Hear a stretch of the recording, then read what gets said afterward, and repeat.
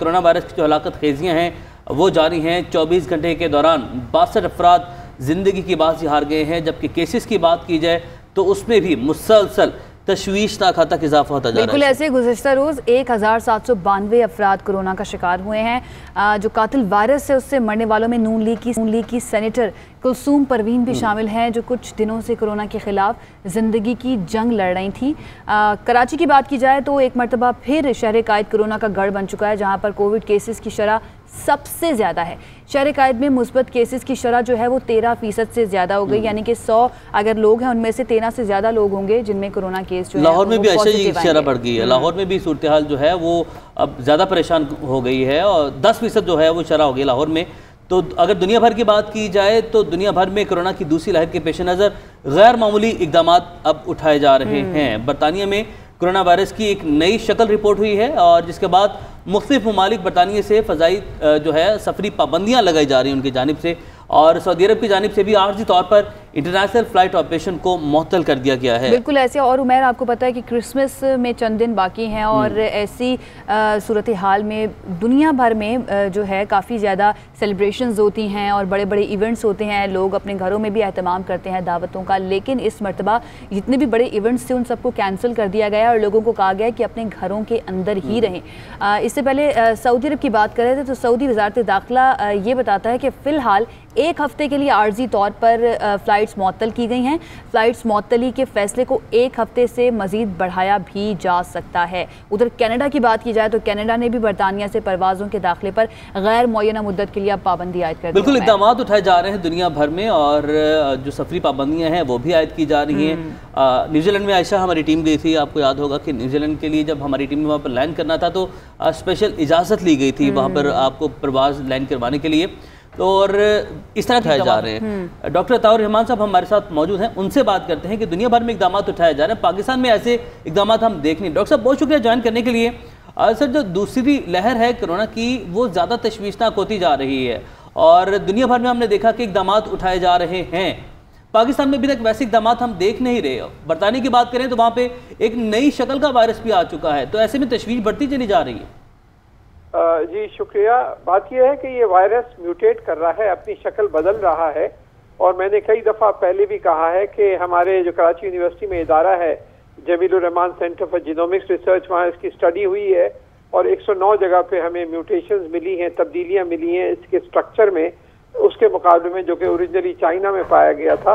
तो ये बराबर अपनी शक्ल तब्दील कर रहा है और बरतानिया में भी जो अभी हाल में देखा गया है कि इसमें म्यूटेशंस आई हैं, उसकी वजह से एग्रेसिवनेस, इसका फैलाव जो है जिस तेजी से फैलता है ये वो बहुत बढ़ गया है। और ये आज ही से वो रिस्ट्रिक्शंस आई हैं बरतानिया की फ्लाइट से, जो लोग जो हैं अब यूरोप नहीं जा सकते, दूसरे ममालिक नहीं जा सकते।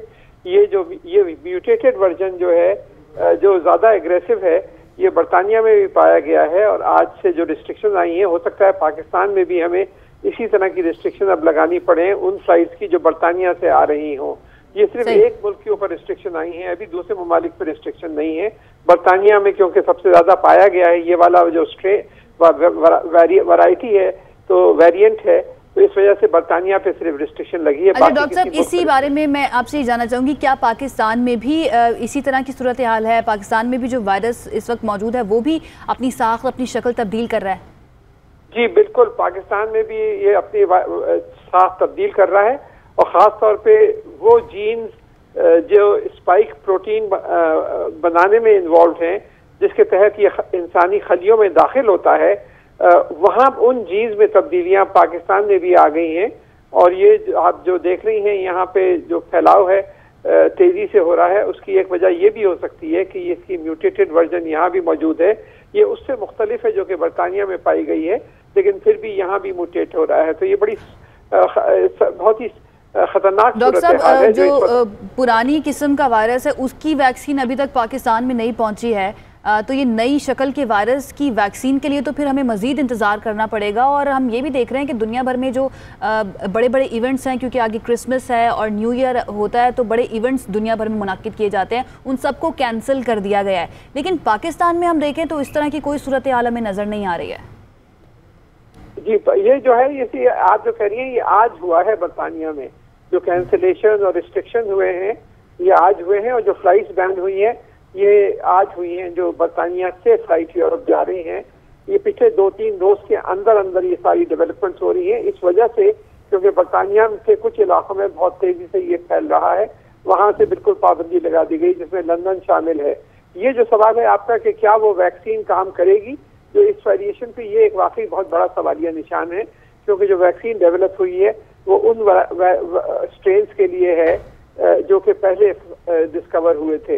ज्यादा चांसेस ये है कि ये वैक्सीन उन पे भी काम करेंगी, क्योंकि खासी ब्रॉड स्पेक्ट्रम होती हैं ये वैक्सीन, तो उन पे भी काम करेंगी।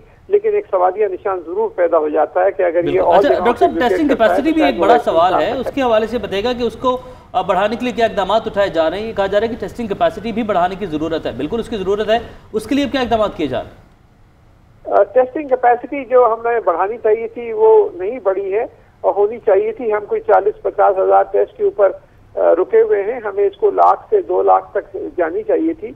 तो उस पर चाहिए हुकूमत को फौरी तौर पे काम करे, क्योंकि जैसे जैसे ये फैल रहा है इसी तरह टेस्टिंग न सिर्फ उन लोगों की जिनमें सिम्टम्स हैं, बल्कि रैंडम टेस्टिंग भी होनी चाहिए, ताकि पता चले कि कितनी पॉपुलेशन इसमें मुब्तला हो चुकी है और कितनी नहीं हुई है। इसके रैंडम टेस्टिंग जो है वो ना होने के बराबर हो रही है। सिर्फ जो टेस्टिंग हो रही है वो सिर्फ उन लोगों से हो रही है जिनमें सिम्टम्स हैं, लेकिन एक बहुत बड़ी तादाद लोगों की ऐसी है जिनमें सिम्टम नहीं आते और फिर भी वो मुब्तला हो जाते हैं और दूसरे लोगों को भी इन्फेक्ट कर सकते हैं। तो इस वजह से इसकी बहुत ज़रूरत है कि हम इसको 1 लाख और 2 लाख तक लेकर जाएं रोजाना टेस्टिंग को, ताकि हमें सही सूरत हाल मुल्क में अंदाजा हो सके। ठीक है, बहुत शुक्रिया। डॉक्टर अताउर रहमान हमारे साथ मौजूद थे। और वही बात, जब भी हम डॉक्टर साहब से बात करते हैं तो वो कहते हैं कि ये जो भी इस वक्त पाकिस्तान में सूरत हाल है उसको कंट्रोल करना बहुत ज़्यादा ज़रूरी है। और क्योंकि अभी पहले मरहले की जो वैक्सीन है वो ही पाकिस्तान में नहीं पहुंची है, तो जब कोरोना वायरस अपनी साख तब्दील कर रहा है तो ये सवालिया निशान है, अगर वैक्सीन पहुंच भी जाती है तो क्या उस पर काम करेगी या नहीं करेगी। काफ़ी अर्से से कह रहे हैं, डे वन से जब भी हम अक्सर उनको बीपर में लेते रहते हैं तो ये कह रहे हैं कि अपनी साख बदल रहा है, अपनी साख बदल रहा है। लिहाजा फिर बात आयशा वहीं पर आकर रुकती है कि इस सब का वाहिद हल है एहतियात।